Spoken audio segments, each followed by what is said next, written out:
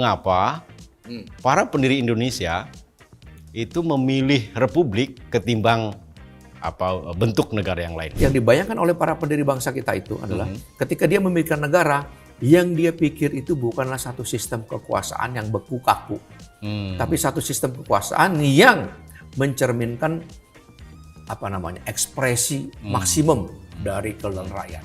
Dari mana para pendiri ini punya gagasan tentang hal-hal yang yang beyond tadi, tentang kedaulatan rakyat, tentang republik? Ini pasti ada akarnya. Nah, iya jelas. Nah, dari mana itu? Republik sendiri akar katanya dari Res publica. Res publica yang publik.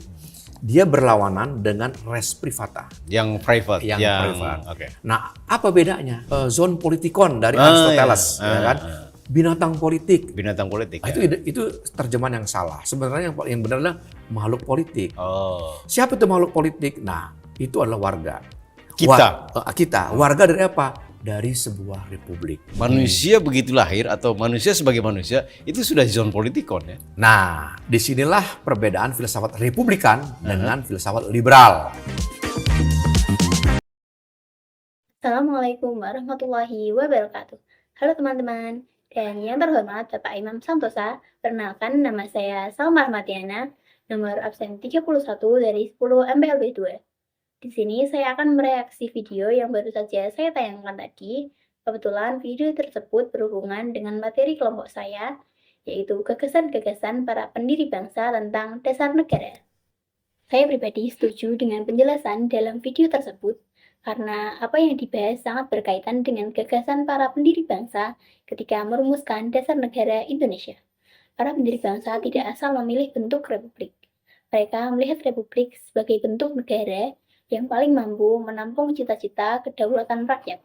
Sejak awal mereka menginginkan sebuah negara yang menempatkan rakyat sebagai pemilik kekuasaan, bukan sebagai objek yang hanya mengikuti aturan penguasa. Penjelasan mengenai res publica sebagai kepentingan publik menegaskan bahwa republik memang dibangun atas dasar orientasi pada kepentingan bersama.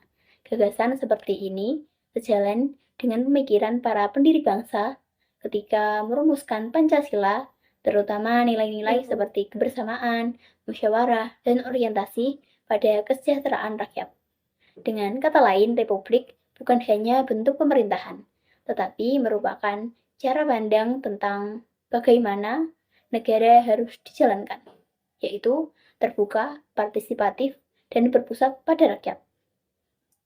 Kaitan yang disampaikan dalam video dengan konsep zon politikon dari Aristoteles juga relevan. Para pendiri bangsa memahami bahwa manusia pada dasarnya adalah makhluk sosial yang tidak bisa dipisahkan dari kehidupan bersama dan proses pengambilan keputusan politik. Gagasan ini sangat memengaruhi perdebatan mereka mengenai dasar negara. Mereka ingin menciptakan tatanan politik yang memberi ruang bagi warga untuk terlibat, menyampaikan pendapat, dan juga ikut menentukan arah negara.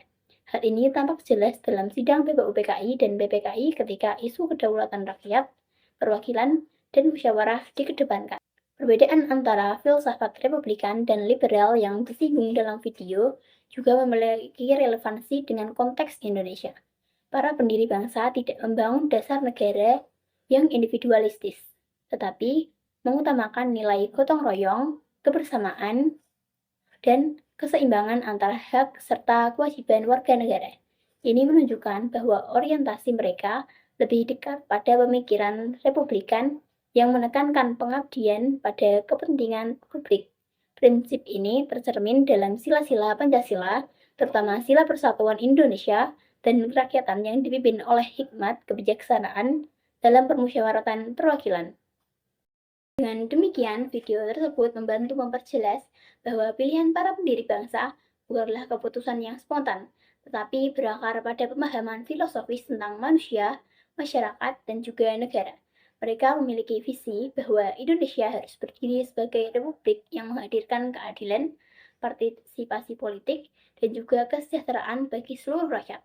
Relevansi ini membuat saya setuju dengan isi video tersebut karena penjelasannya memperkuat pemahaman bahwa dasar negara lahir dari gagasan mendalam tentang kedaulatan, dan juga tanggung jawab warga negara dalam kehidupan bersama.